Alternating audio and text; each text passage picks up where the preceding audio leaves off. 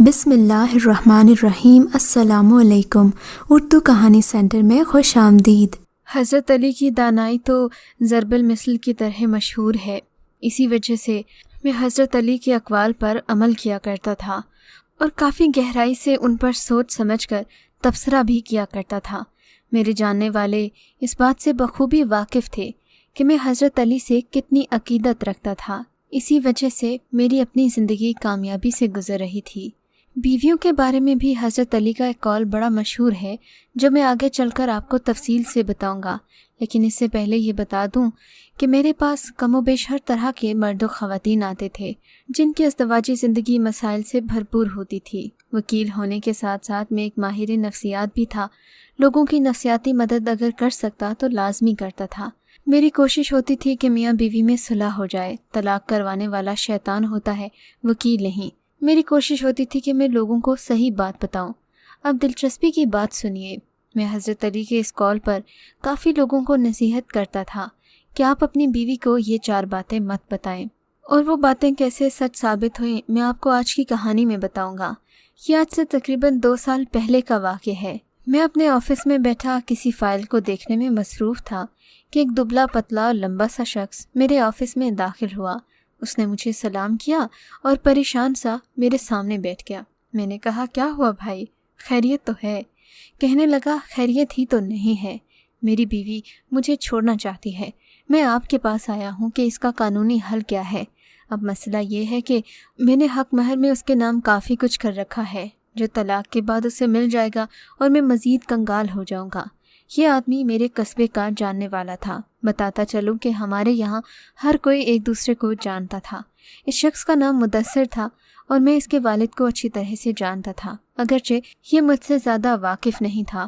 مدثر کی بات سن کر مجھے بڑی حیرت ہوئی۔ میں نے کہا، مدثر، تم نے ٹھیک ٹھاک سوٹ پہن رکھا ہے، تمہارا گھر بھی اچھا ہے، تمہاری بیوی تمہیں کیوں چھوڑنا چاہتی ہے؟ آخر اسے تمہارے جیسا کھاتا پیتا گھرانہ اور کہاں ملے گا؟ گاؤں میں تو تمہاری حیثیت سرکاری ملازموں سے بھی اچھی ہے، پھر تمہیں کیا مسئلہ ہے؟ کہنے لگا، مت پوچھیں وکیل صاحب، میری بیوی کہتی ہے کہ تمہارے گھر میں بہت تنگ ہوں، تم مجھ پر کچھ خرچ نہیں کرتے، میں تو غریبوں سے بھی بدتر زندگی گزار رہی ہوں۔ مجھے مدثر کی بات پر بڑی حیرت ہوئی۔ چونکہ میری عمر 50 سے اوپر تھی، اس لیے وہ میرے بیٹے کی جگہ تھا۔ میں نے کہا، مدثر، اگر تم برا نہ مانو تو کل میں خود تمہاری بیوی سے ملاقات کر لوں جب تم گھر پر نہ ہو۔ کہنے لگا، ٹھیک ہے چچا، مجھے آپ پر یقین ہے، آپ بھلے اس سے مل کر اسے خود سمجھا دیں یا پھر مجھے ہی کچھ بتا دیں تاکہ میں اس پر آزما سکوں اور وہ یہ طلاق کی رٹ لگانا بند کر دے۔ میں نے کہا، تم فکر نہ کرو، میں کل تمہارے گھر دوپہر کے وقت آؤں گا اور تمہاری بیوی کو سمجھانے کی کوشش کروں گا۔ وہ مطمئن ہو کر چلا گیا۔ اگلے دن دوپہر کو میں نے مدثر کے گھر کا دروازہ کھٹکایا۔ مدثر کی بیوی نے دروازہ کھولا۔ دراصل یہ میاں بیوی ماں باپ سے الگ گھر میں رہتے تھے۔ اس کی بیوی شوخ چنچل سی لڑکی تھی۔ مجھے عزت سے گھر بٹھایا۔ شاید یہ بھی مجھے نہیں جانتی تھی کیونکہ دوسرے گاؤں سے بھیا کر لائی گئی تھی۔ میں گھر میں داخل ہوا تو گھر کافی سلیقے سے سجا ہوا تھا۔ یقیناً صرف سلیقے سے ہی نہیں بلکہ اس میں کافی سارا پیسہ بھی خرچ کیا گیا تھا۔ لڑکی کے کپڑے بھی اچھے خاصے تھے، جبکہ اس نے ہاتھوں میں قیمتی چوڑیاں بھی پہن رکھی تھیں۔ یہ دیکھ کر مجھے مدثر کی حیثیت کا اندازہ ہو گیا کہ وہ بیوی پر خوب خرچ کرتا ہے، لیکن پھر نہ جانے اس لڑکی کو کیا مسئلہ ہے۔ تھوڑی دیر میں اس کی بیوی مہوش چائے لے کر آ گئی۔ میں نے کہا، بیٹا، کیا تمہیں مدثر کے ساتھ رہنے میں کوئی مسئلہ ہے؟ تب وہ کچھ سوچ کر بولی، نہیں چچا، مجھے تو کوئی مسئلہ نہیں۔ بیٹے، میں وکیل ہوں، میں نے سنا ہے کہ تم مدثر سے طلاق لینا چاہتی ہو۔ پہل تو اس نے کچھ نہ بتایا، پھر کہنے لگی کہ مدثر انتہائی کنجوس شخص ہے۔ اس نے مجھے اپنی آمدن 60,000 بتائی ہے، لیکن دیکھے نا، مجھے وہ 600 والے کپڑے لا کر دیتا ہے، اور یہ جھمکے، یہ زیور وغیرہ، یہ تو شادی سے پہلے کے بنے ہوئے ہیں۔ اب آپ ہی بتائیں، اگر وہ مجھ پر خرچ نہیں کرتا تو پھر کس پر کرتا ہے؟ یقیناً وہ کسی باہر لڑکی پر ہی مہربان ہوگا نا۔ اس کی بات سن کر میں نے سر پکڑ لیا۔ ارے بی بی، کیا تمہارا دماغ چل گیا ہے؟ اس بیچارے کی آمدن تو صرف 30,000 ہے، وہ بھلا 60,000 کماتا تو تمہیں نہ دیتا۔ میں نے مہوش کو سمجھانا چاہا، مگر وہ بضد تھی کہ اس کے شوہر مدثر کی آمدن 60,000 ہے۔ میں نے اسے کافی سمجھایا لیکن وہ نہ مانی۔ مجھے مدثر پر حیرت ہو رہی تھی کہ اس نے اپنی تنخواہ یا آمدن اسے 30 سے 60,000 کیوں بتائی، جبکہ میں تو کافی عرصے سے جانتا تھا کہ وہ جس فارمیسی میں کام کرتا ہے وہاں 25,000 تو اس کی بنیادی تنخواہ ہے، 5-6 ہزار یا پھر زیادہ سے زیادہ 10,000 اس کا کمیشن ہوتا ہے۔ اتنے زیادہ پیسے تو نہ تھے اس کے پاس جتنے اس نے اپنی بیوی کو بتائے۔ خیر، اس کی بیوی سے بحث کرنا فضول تھا۔ میں اپنے آفس چلا گیا۔ میں نے سوچا اب مدثر سے خود ہی بات کروں گا۔ مدثر آیا تو میں نے کہا، تم نے حضرت علی کا وہ کال نہیں سنا کہ اپنی بیوی کو کبھی اپنی آمدن مت بتاؤ؟ تمہیں کس نے کہا تھا کہ تم اسے اپنی تنخواہ 60,000 بتاؤ؟ مدثر نے شرمندگی سے سر جھکا لیا۔ کہنے لگا، چچا شادی سے پہلے بتایا تھا تاکہ وہ مجھے امیر سمجھے۔ میں نے کہا، بیٹے جھوٹ سے رشتے نہیں بنتے۔ اگر تم نے اسے شادی سے پہلے بتایا بھی تھا تو اب کم از کم حقیقت سے آگاہ کر دو کہ تمہاری تنخواہ 60,000 نہیں 30-35,000 ہے، تاکہ وہ غلط فہمی کا شکار تو نہ ہو۔ اسے تو لگ رہا ہے تم کسی اور عورت پر خرچ کرتے ہو۔ میں نے اسے کافی سمجھایا۔ میرے سمجھانے بجھانے پر اس نے بھی بات کو پلے باندھ لیا۔ اس نے اپنی بیوی کو نئے کنگن بھی بنوا کر دیے اور اسے بتایا کہ اس کی تنخواہ 60,000 نہیں بلکہ اس سے کم ہے۔ اب ہونا تو یہ چاہیے تھا کہ مدثر پہلے دن سے اس بات پر عمل کرتا۔ اب اس نے میرے والی بات کو بعد میں اپنی زندگی پر لاگو کیا، جس کے نتائج کچھ اچھے برآمد نہیں ہوئے۔ تقریباً 6 مہینے گزرے تھے کہ مدثر پھر میرے پاس آیا۔ میں نے کہا، مدثر میاں اب کیا ہو گیا؟ تمہاری بیوی کو تو سمجھا بجھا کر سارا معاملہ صحیح کر دیا تھا، اب اسے کس بات پر اعتراض ہے؟ کہنے لگا، چچا مت پوچھیں، اب کی بار جو مسئلہ ہوا ہے وہ تو بہت ہی سنگین ہے۔ اس مسئلے نے میرا ذہنی توازن خراب کر دیا ہے، میرے ذہن کا سکون برباد ہو گیا ہے۔ اب مہوش تو مجھے چھوڑنا نہیں چاہتی، لیکن میں اسے اپنی زندگی سے نکالنا چاہتا ہوں۔ میں نے کہا، اللہ خیر کرے، اب کیا ہو گیا؟ کہنے لگا، آپ نے کہا تھا کہ مہوش کو کبھی اپنی صحیح آمدن نہیں بتانا۔ میں نے ایسا ہی کیا، لیکن اس کے ساتھ ساتھ میں نے اس کے سامنے مظلومیت کا ناٹک رچانا شروع کر دیا۔ مجھے لگا کہ پہلے میں نے اسے اپنی تنخواہ زیادہ بتا کر غلط کیا ہے۔ وہ مجھ سے توقعات وابستہ کر بیٹھی تھی، جس کی وجہ سے روزانہ لڑائی ہوتی تھی۔ اب میں اس کے سامنے پریشان رہنے لگا۔ کبھی کبھی تو جھوٹ موٹ کے آنسو بھی لے آتا۔ میں کبھی اسے اپنی تنخواہ کم بتاتا اور کبھی کوئی اور مسئلہ پیش کرتا۔ میں کہتا کہ آج کل حالات بہت مشکل چل رہے ہیں، تنخواہ پہلے سے بھی زیادہ کم ہو گئی ہے۔ مہوش کو میری بات پر یقین نہ آیا۔ میں نے تو پہلے بھی اس کے ساتھ جھوٹ بولا تھا۔ اس نے میری اس بات کو اتنا بڑا مسئلہ بنا لیا کہ بات کی تصدیق کرنے جہاں میں کام کرتا ہوں وہاں پہنچ گئی۔ مجھے اس قدر شرمندگی کا سامنا کرنا پڑا کہ میں آپ کو کیا بتاؤں۔ اس نے تو وہاں موجود لوگوں سے بھی پوچھا کہ میری تنخواہ کتنی ہے۔ بس پھر کیا تھا، میری جگ ہسائی ہوئی۔ میں نے گھر آ کر مہوش کی باز پرس کی تو کہنے لگی کہ تم ہو ہی جھوٹے، تم نے مجھے پہلے بھی دھوکہ دیا اور اب بھی دے رہے ہو۔ میں تمہارے ساتھ نہیں رہنا چاہتی۔ اس کی اس بات نے مجھے بڑا دکھی کر دیا۔ پہلے بھی میں اس کے 1000 نخرے اٹھا چکا تھا۔ اب میرا کوئی موڈ نہیں تھا کہ میں اس کی کسی بھی قسم کی ناجائز بات مانوں یا تسلیم کروں۔ میں نے بھی اس کے ساتھ بے رخی دکھائی تو حالات اور خراب ہو گئے۔ وہ مجھے تانے دینے لگی کہ تم ہر وقت پریشان رہتے ہو، تم کم ہمت ہو، کچھ کر نہیں سکتے۔ حالانکہ میں تو اس کے لیے دنیا کے سامنے ڈھال بن کر کھڑا تھا۔ اس کے خاندان کے کچھ لوگ ہماری شادی کے خلاف تھے۔ وہ اکثر مہوش کو گھر آ کر تنگ کرتے۔ میں نے ان لوگوں کو بھی گھر سے بھگا دیا۔ میں نے کیا نہیں کیا اس کے لیے، لیکن وہ عورت ہے کہ خوشی نہیں ہوتی۔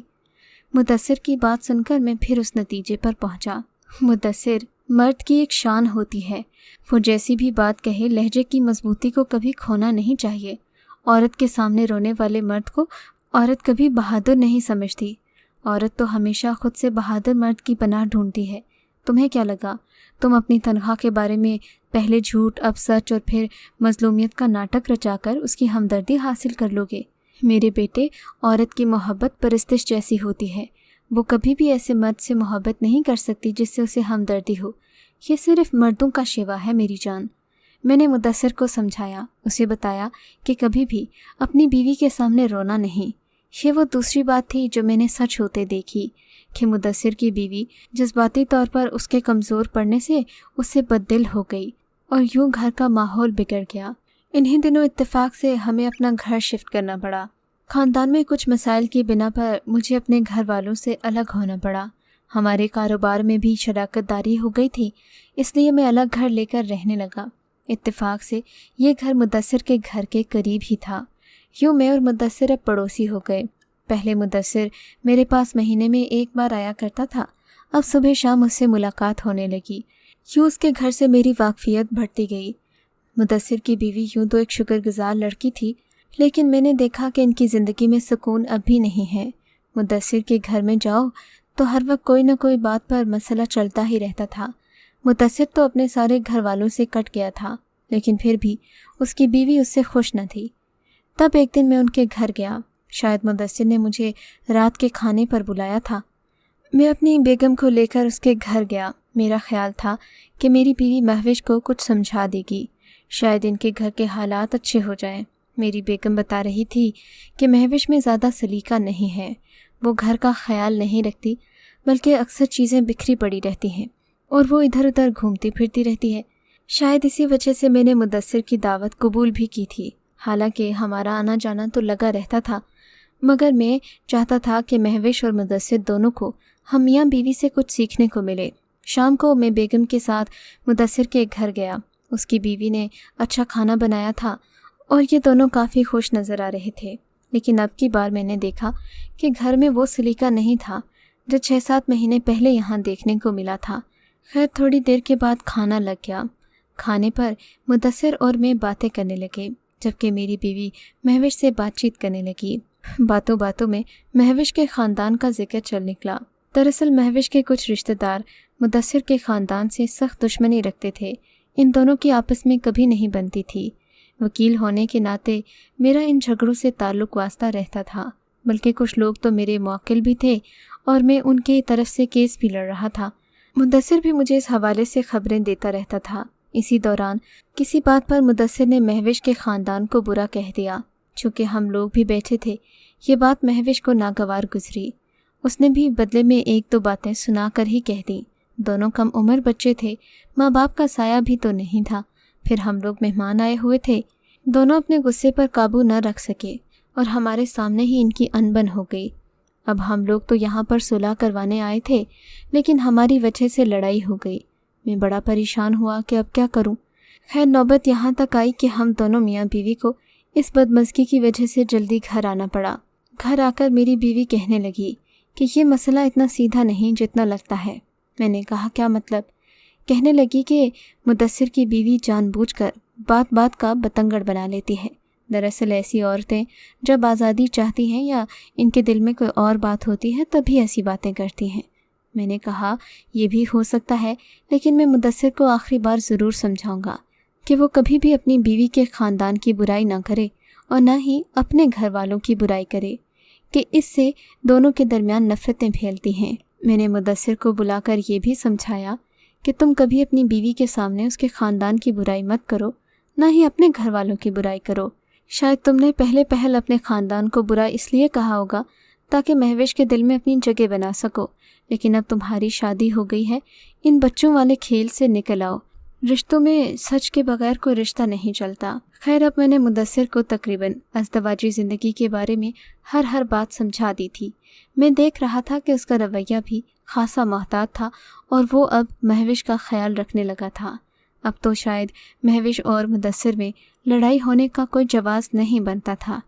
लेकिन एक दिन फिर उनके घर से ऊंची ऊंची आवाज़ें आने लगी।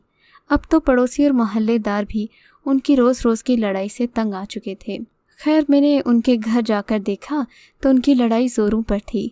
महविश पर बुरी तरह मुदस्सिर बरस रहा था, जबकि महविश कोने में बैठी ज़ोर ज़ोर से रो रही थी। मैं मुदस्सिर को अकेले में ले गया।